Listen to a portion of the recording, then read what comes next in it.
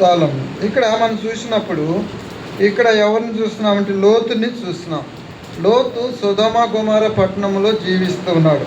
సొదొమ గొమొర్రా పట్టణము చాలా భయంకరమైన పాపంతో నిండి ఉన్న పట్టణం కనుక ఆ పట్టణాన్ని దేవుడు నాశనం చేయాలని ఉద్దేశించినాడు. అయితే అక్కడ ఎవరుంటున్నాడు? అబ్రహాం సోదరుడైన లోతు జీవిస్తున్నాడు. కనుక లోతు నీతిమంతుడిగా ఉన్నాడు. కనుక ఆ నీతిమంతుడిని రక్షించుట కొరకు దేవుడే పరలోకం నుండి ఈ లోకానికి దూతలను పంపి వారిని రక్షించాలని మొట్టమొదటిగా అబ్రహాము దర్శిస్తాడు. అబ్రహాము అడుగుతాడు, అబ్రహాముకి ఈ కార్యం నేను దాసిదనా అని అంటాడు.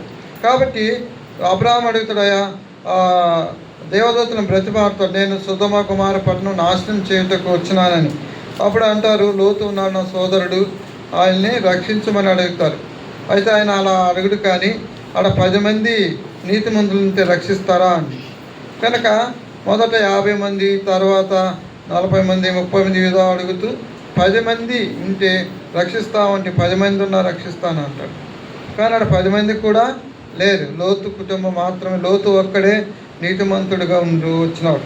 కాబట్టి అక్కడ అంటాడు చూడండి, తెల్లవారినప్పుడు ఆ దూతలు లోతును త్వరపెట్టి లెమ్ము, ఈ ఊరి దోష శిక్షణలో నశించిపోకుండా నీ భార్యను అక్కడున్న నీ ఇద్దరు కుమార్తె తీసుకుని రమ్మని చెప్పాను.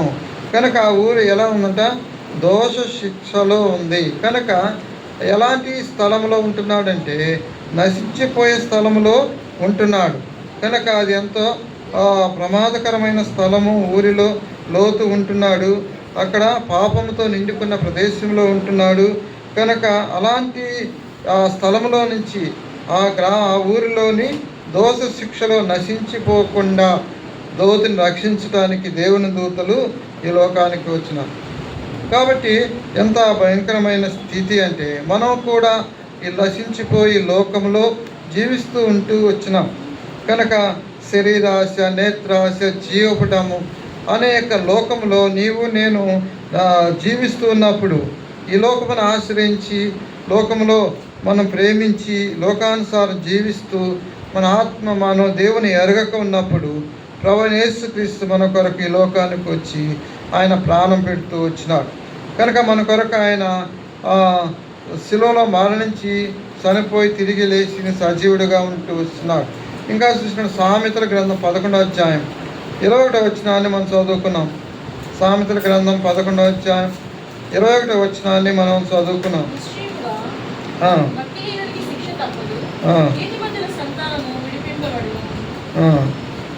కాబట్టి ఇక్కడ మనం చదువుకున్న భాగం చూసినప్పుడు 21వ వచనం, నిశ్చయముగా భక్తిహీనికి శిక్ష తప్పదు, నీతిమంతుల సంతానము విడిపింపబడును. కాబట్టి మనం ఎలాంటి జీవితాన్ని జీవిస్తున్నామంటే ఈ లోకములో భక్తిహీనునిగా జీవిస్తూ వచ్చినాం. కనుక భక్తిహీనునికి ఏమి తప్పదంట?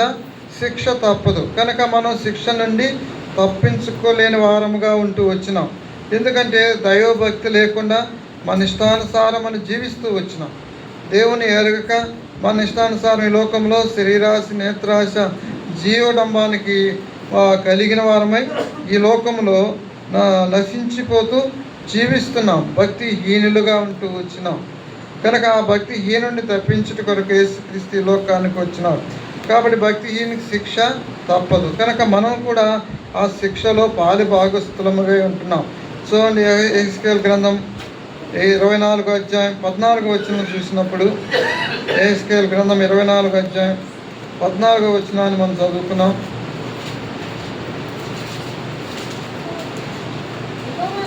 యెహోవానైన నేను మాట ఇచ్చినాను, ఇది జరుగును, నేనే నెరవేర్చుదును, నేను వెనుక తీయను, కనికరింపను, సంతాపడను. నీ ప్రవర్తన బట్టి, నీ క్రియలను బట్టి నీకు శిక్ష విధింపబడును. కాబట్టి మనం అనుకోవచ్చు, నేనేం చేశాను, ఆ లోతు వల్ల చేయలేదు, ఆ కయ్యను వల్ల నేను చేయలేదు. కానీ ఇక్కడ దేవుని వాక్యంలో ఏం రాయబడుతుంటే, నీ ప్రవర్తన బట్టి, నీ క్రియలను బట్టి నీకు శిక్ష విధింపబడును. మనం చేసే దోష క్రియలను బట్టి, మన ప్రవర్తన బట్టి, మన క్రియలను బట్టి మనకేముందంట? శిక్ష ఉంటుంది. కనుక ఆ శిక్షకు మనము ఒకప్పుడు పాత్రులము. కనుక ఆ శిక్ష భరించేదానికి మనము అర్హత కలిగి ఉంటున్నాం.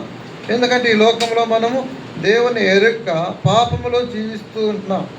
కనుక పాపములో నివసిస్తూ ఉంటున్నాం, పాపముని ప్రేమిస్తూ వచ్చినాం.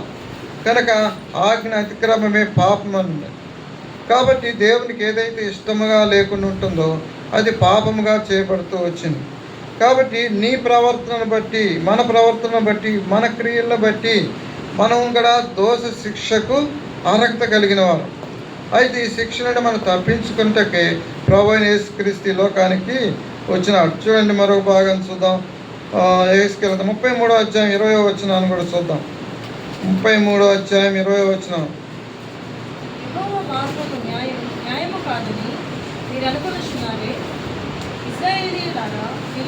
ఇశ్రాయేలులారా, మీలో ఎవరి ప్రవర్తన బట్టి వాని శిక్ష విధించు.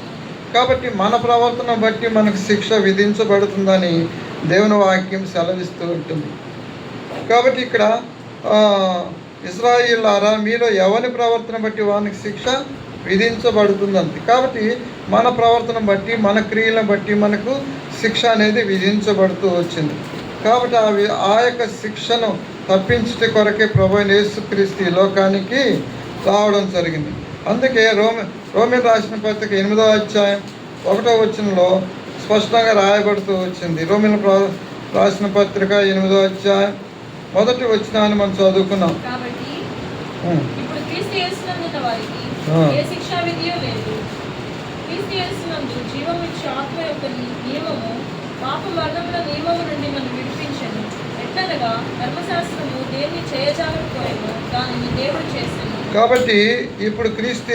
వారికి ఏ శిక్షా విధియు లేదు. కాబట్టి అంటే ముందు ప్రభువైన యేసుక్రీస్తు మన కోసం ఏం చేస్తున్నాడు? ఆయన మన పాపమును భరించినాడు. మన దోష శిక్షను ఆయన వీపు మీద వేసుకొని కొరడాలతో కొట్టబడి ఆ యొక్క కల్వరి శిలువలో మన పాప భారానంతని భరించి మన కోసము బలిగా అర్పణగా చేయబడినాడు. కాబట్టి ఇప్పుడు ఎవరైతే యేసు ప్రభునందు విశ్వాసం ఉంచుతారో వారికి ఏ శిక్షా విధి లేదు అని. అంటే మన శిక్షను, మనము పొందవలసిన శిక్షను, మనం పొందవలసిన యొక్క మరణాన్ని కానీ, లేదా ఆ యొక్క శ్రమను కానీ, ఆ యొక్క బాధను కానీ ప్రభువైన యేసుక్రీస్తు భరిస్తూ వచ్చాడు. కాబట్టి పాపమునకు వచ్చే జీతం మరణం. కనుక మన క్రియల ప్రతిఫలము మనకు నష్టాన్ని కలుగజేస్తుంది. కనుక ఇక్కడ మనం చేసిన అతిక్రమను బట్టి, మనం చేసిన దోషములను బట్టి, మనం చేసిన పాప క్రియలను బట్టి, ప్రవర్తనను బట్టి మనం శిక్షార్హులుగా ఉంటూ వచ్చినాం. అయితే ప్రభువైన యేసుక్రీస్తు ఈ లోకానికి రావడం బట్టి, ఆయన మన పాప భారాన్ని భరించడం బట్టి మన పాపం ఏం చేయబడినంత కొట్టివేయబడింది. అందుకంటే కాబట్టి ఇప్పుడు క్రీస్తు యేసునందు వారికి ఏ శిక్ష విధి లేదు. మనకు ఆ శిక్ష భరించే అవసరత లేదు. ఎందుకంటే మనకు బదులుగా ఆయన భరించినాడు. కనుక ప్రభువైన యేసుక్రీస్తు మనకు బదులుగా ఆయన శ్రమను అందినాడు. మనకు బదులుగా ఆయన శిక్షకు పాత్రుడై మరణించినాడు. అంతేకాదు సమాధి చేయబడి 3వ దినం తిరిగి లేపబడి సజీవుడిగా ఉంటూ నీకు నాకు నిత్య రాజ్యాన్ని, నిత్య జీవాన్ని అనుగ్రహించిన గొప్ప దేవుడిగా ఉంటున్నాడు. కాబట్టి ఇశ్రాయేలు ప్రజలారా, మీరు సంతోషించుడి, మీరు ఉల్లాసించుడి, ఉత్సాహించుడని ప్రవక్త తెలియజేస్తున్నాడు. ఎందుకు అంటే వారి దోష శిక్షను కొట్టివేసినాడు. మొట్టమొదటిగా వారి దోష శిక్ష దేవుడు కొట్టివేశాడు కాబట్టి ఆ ప్రజలకు చెప్తున్నాడు. అదేవిధంగా మన జీవితంలో కూడా దేవుడు మన దోష శిక్షను కొట్టివేశాడు కాబట్టి మనం కూడా ఏం చేయాలా? ఆయన దేవుని సన్నిధిలో ఉత్సాహించాలి, దేవుని సన్నిధిలో సంతోషంతో ఆరాధించాలి, ఘనపరచాలి, ఆయన మహిమపరిచే వారంగా మనం ఉండాలి. కాబట్టి ఇశ్రాయేలు ప్రజలకు ఆ ప్రవక్త సెలవిస్తున్నాడు, మీ దోష శిక్ష కొట్టివేయబడి ఉన్నది. కాబట్టి సియోను నివాసులారా ఉత్సాహధ్వని చేయుడి, ఇశ్రాయేలులారా జయధ్వని చేయుడి, యెరూషలేము నివాసులారా పూర్ణ హృదయముతో సంతోషించి గంతులు వేయుడి అంటుంది. కనుక మనం కూడా పూర్ణ హృదయంతో పూర్ణ ఆత్మతో దేవుని ఏం చేయాలి? మనం ఆరాధించాలి. ఆరాధించాలి ఆత్మతో, సత్యంతోనే కాదు కానీ పూర్ణ హృదయంతో పూర్ణ మనసుతో మనం సేవించాలి, ఆయనకి ఘనపరచాలి. కాబట్టి ఎందుకు ఈ ప్రవక్త ఇశ్రాయేలు ప్రజలకి అలా తెలియజేస్తూ వచ్చంటే, మొట్టమొదటిగా ఏం చేస్తూ వచ్చినారు? వారి దోష శిక్ష కొట్టివేయబడినది. రెండవది మనం చూద్దాం రండి. రెండవ అంశం 15వ వచనంలోనే ఉన్నది. జెఫన్యా గ్రంథం 3వ అధ్యాయం 15వ వచనంలో, తాను మీకు విధించిన శిక్షను యెహోవా కొట్టివేసి ఉన్నాడు. రెండవది, మీ శత్రువులు ఆయన వెళ్ళగొట్టి ఉన్నాడు. కాబట్టి ఈ రెండవ అంశంగా మనం ఏం చేస్తున్న, శత్రువులను వెళ్ళగొట్టినాడు. ఇది ఎవరున్నారంట? వీళ్ళు ఎవరి చేతిలో ఉంటున్నారు? ఇశ్రాయేలు ప్రజలు ఫిలిస్తీన్ల చేతిలోను, అమోనీయుల చేతిలోను, శత్రువు రాజు చేతుల వారు బానిసలుగా ఉంటూ వస్తున్నారు. కాబట్టి దేవుడు ఇక్కడ అంటున్నాడు, ప్రవక్త చేత తెలియజేస్తున్న, మీ శత్రువులు ఆయన వెళ్ళగొట్టినాడు కనుక మీరు ఉత్సాహధ్వని చేయండి. కాబట్టి మనం చూద్దాం. రోమిలు రాసిన పత్రిక 5వ అధ్యాయం 10వ వచనాన్ని మనం చదువుకున్నాం. రోమిలు రాసిన పత్రిక 5వ అధ్యాయం 10వ వచనాల్లో మనం చదువుకున్నాం. ఏలయనగా శత్రువులమై ఉండగా ఆయన కుమారుని మరణం ద్వారా మనము దేవునితో సమాధానపరచబడిన ఎడల సమాధానపరచబడిన వారమై ఆయన జీవించుట చేత మరి నిశ్చయముగా రక్షింపబడుతుంది. కాబట్టి ఇక్కడ ఇశ్రాయేలు ప్రజలను శత్రువుల చేతిలో నుండి రక్షిస్తూ వచ్చినాడు. కాబట్టి మనము కూడా ఎలాగనంట, ఒకప్పుడు ఎలాంటి స్థితిలో ఉన్నామంటే, శత్రువులమై ఉండగా ఆయన కుమారుని మరణము ద్వారా మనము దేవునితో సమాధానపరచబడిన వారము. కాబట్టి ఒకప్పుడు మనము కూడా శత్రువులమే. కాబట్టి ఎందుకు శత్రువులు అంటే, ఈ లోకమును ప్రేమిస్తున్నాం. యాకోబు పత్రిక 4వ అధ్యాయం 4వ వచనంలో అంటుంది, వ్యభిచారులారా, ఈ లోక స్నేహము దేవునితో వైరమని మీరు ఎరుగురా. ఎవరు ఈ లోక స్నేహం చేయకూడనో వాడు దేవునికి శత్రువు.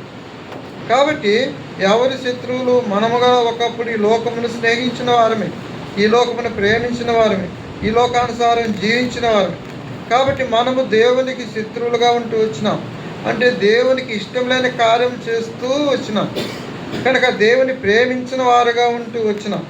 కాబట్టి ఇక్కడ మనం చూసినప్పుడు మనం ఒకప్పుడు ఎలాగున్నామంట, ఎలాగనగా శత్రువులమై ఉండగా ఆయన కుమారుని మరణము ద్వారా మన దేవునితో సమాధానపరచబడిన వారము. కాబట్టి దేవునితో మనకు ఎలా సమాధానపరచబడినది? మన యొక్క శత్రువుని దేవుడు తొలగిస్తూ వచ్చినాడు, శత్రువుని మనల్ని తీసివేస్తూ వచ్చినాడు. కాబట్టి మనము దేవుడే మన కోసం ఏం చేసినాడు? మరణమైనాడు. కాబట్టి కల్వరిశిలువలో ప్రభువైన యేసుక్రీస్తు చనిపోవటాన్ని బట్టి మనం శత్రువులుగా ఉన్న వారిని దేవుడు సమాధానపరిచినాడు, మనల్ని కడిగి పవిత్రపరిచినాడు. ఆయన రక్తం చేత పరిశుద్ధపరచబడినాం. ఎప్పుడైతే యేసు ప్రభువునందు విశ్వాసం ఉంచినామో అప్పుడు మనకు రక్షణ అనేది దొరికింది.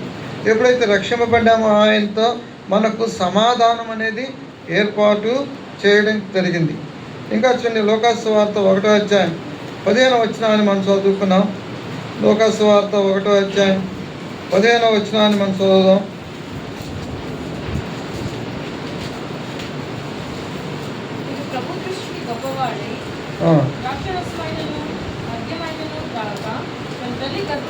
కామం 75వ వచనం. లోకాసు వార్త 1:75వ వచనంలో, ఆయన తన ప్రజలకు దర్శనమిచ్చి వారికి విమోచన కలుగజేసెను. తన సేవకుడైన దావీదు వంశనందు మన కొరకు రక్షణ శృంగముగాను, అనగా మన శత్రువుల నుండి మనల్ని ద్వేషించి వారి చేతులను తప్పించి రక్షణ కలుగజేసెను.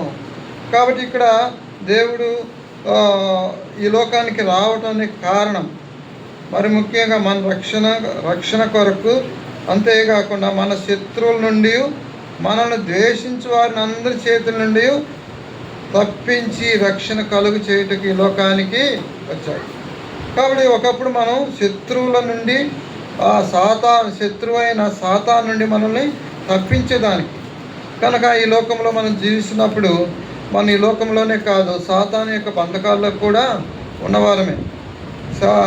సాతాను క్రియలు చేస్తూ వచ్చినవారు.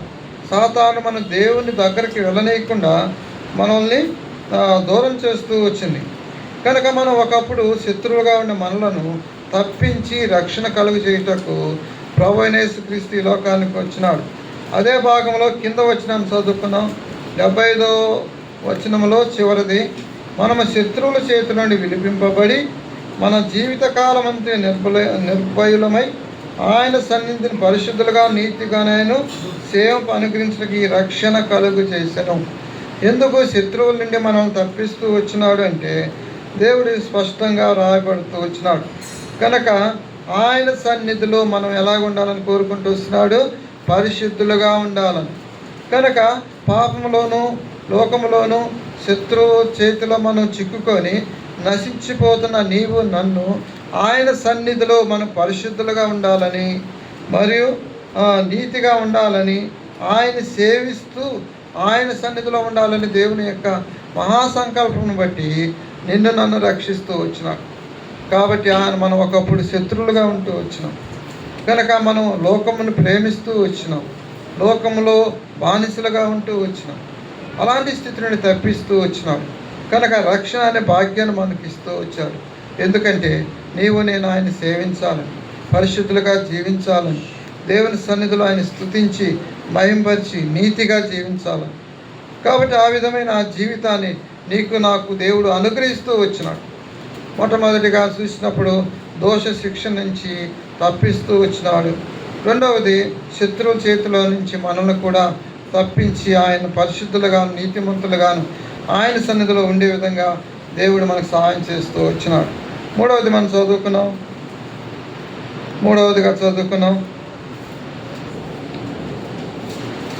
జపన్య గ్రంథం 3వ అధ్యాయం 20వ వచనాన్ని మనం చదువుకున్నాం.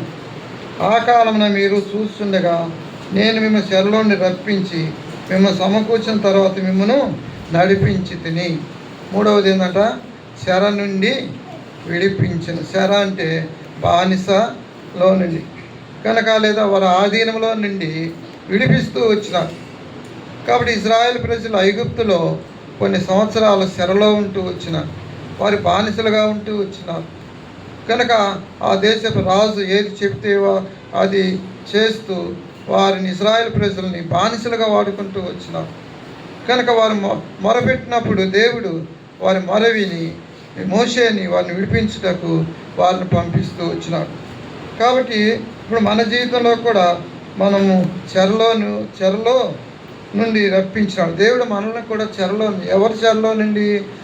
ఈ లోకము చెరలో నుండి, పాపపు చెరలో నుండి, అలాగే సాతాను యొక్క చెర నుండి దేవుడు మనలను విడిపిస్తూ వచ్చాడు. చూడండి, ఇర్మియా గ్రంథం 30వ అధ్యాయం 3వ వచనాన్ని చదువుకున్నాం. ఇర్మియా గ్రంథం 30వ అధ్యాయం 3వ వచనాన్ని చదువుకున్నాం. రాబో దినములలో నేను ఇశ్రాయేలు వారిని యూదా వారిని ప్రజలను చెరలో నుండి విడిపించి వారి పితరులకు నేను ఇచ్చిన దేశమును వారు స్వాధీనపరుచుకున్నట్టు వారిని తిరిగి రప్పించదను. కాబట్టి ఇజ్రాయేల్ ప్రజలకు చెప్తున్నాడు, వారు చెరలో నుండి రప్పించి ఇజ్రాయేల్ ప్రజలను యూదా వారిని చెరలో నుంచి రప్పించి వారికి ఏమిస్తున్నాడంట? స్వాధీనపరుచుకున్న దేశాన్ని. కనుక పాలు తేనె ప్రవహించే కానాను దేశాన్ని దేవుడు వారికి ఇస్తానంటున్నాడు.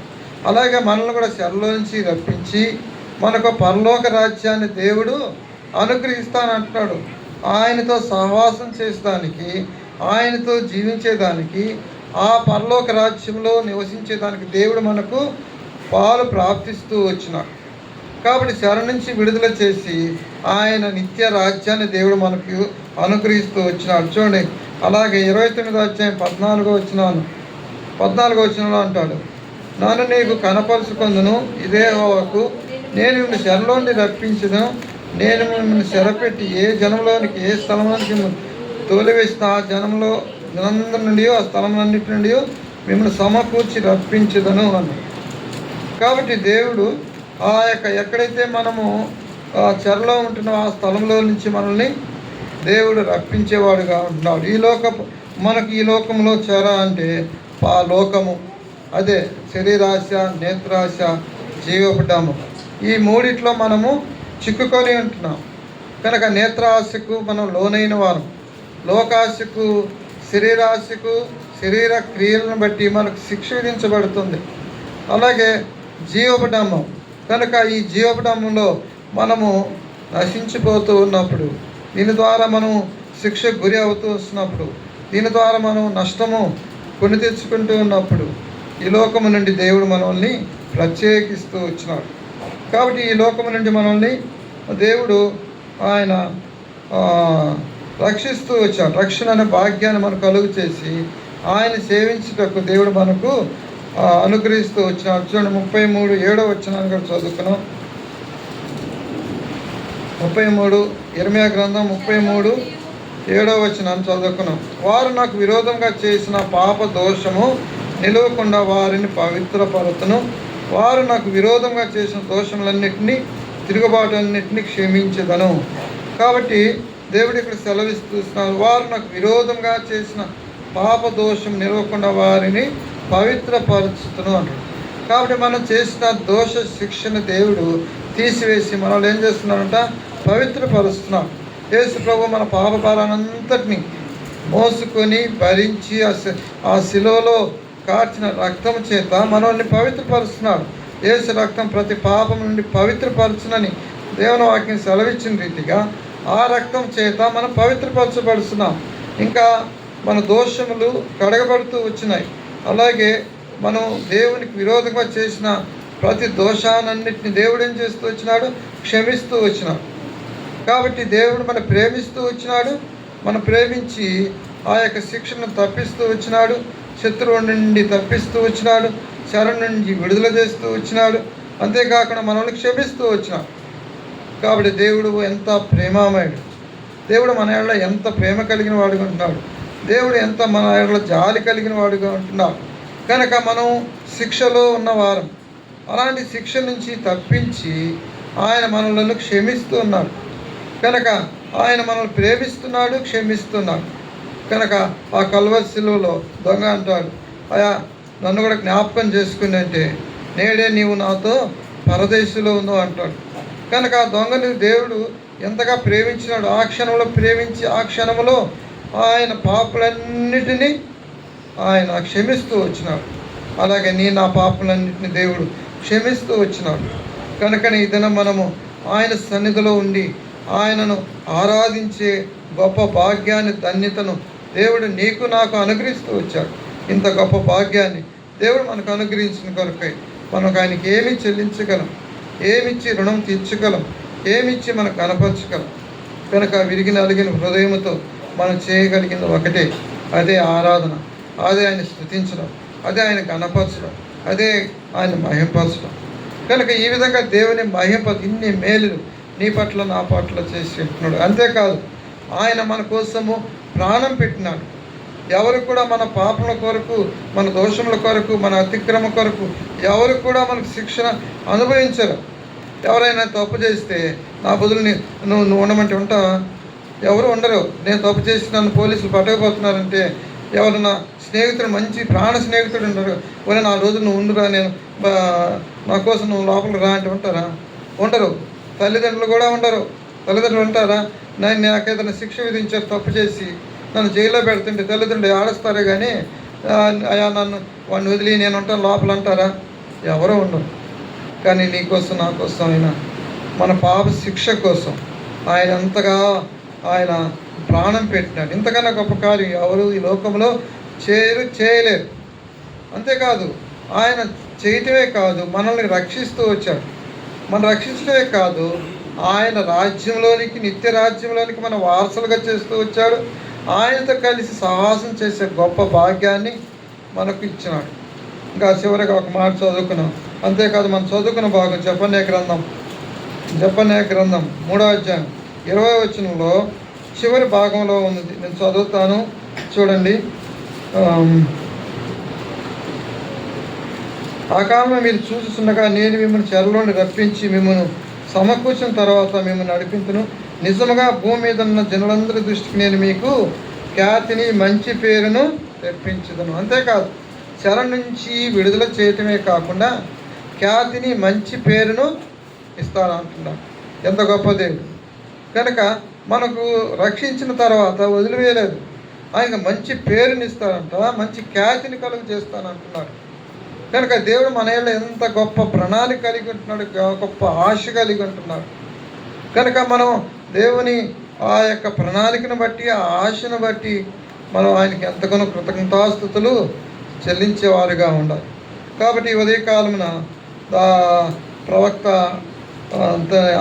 జఫన్యా ప్రవక్త ఇశ్రాయేల్ ప్రజలకు అంటున్నాడు, సియోన్ నివాసులారా ఉత్సాహధ్వని చేయుడి, ఇజ్రాయేలులారా జయధ్వని చేయుడి, యెరూషలేము నివాసులారా పూర్ణ హృదయముతో సంతోషించి గంతులు వేయుడి. కాబట్టి మన జీవితంలో కూడా దేవుడు చేసిన ఈ గొప్ప కార్యం కొరకు మనం ఏం చేయాలి? మనం సంతోషిస్తూ ఉత్సాహిస్తూ సంతోషంతో దేవుణ్ణి ఆరాధించాలి, ఘనపరచాలి, మహింపరచాలి. కాబట్టి ఆ విధంగా చెప్పబడిన 3 అంశాలు: ఒకటి, ఇశ్రాయేలు ప్రజలను దేవుడు దోష శిక్ష నుంచి తప్పిస్తూ వచ్చినాడు.